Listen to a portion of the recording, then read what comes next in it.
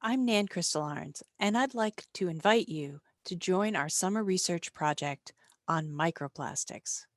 In this project, we'll be examining microplastics in the Finger Lakes.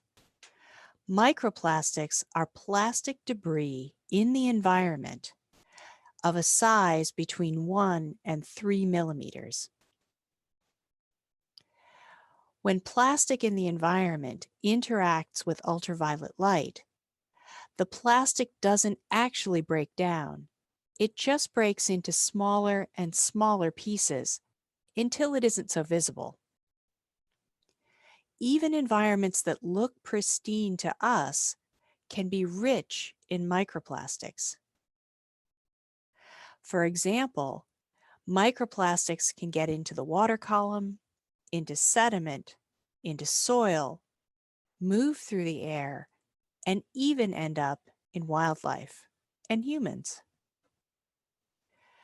In this preliminary study, we're going to be trying to track the concentration of microplastics throughout the human water cycle. We'll be looking at our human water source, Seneca Lake, and some of the inputs into the lake and the outputs from human use.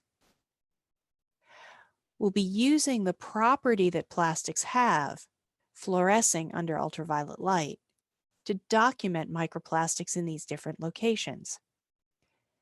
We'll even look and see whether microplastics have been gathered by the filters of the lake, quagga and zebra mussels.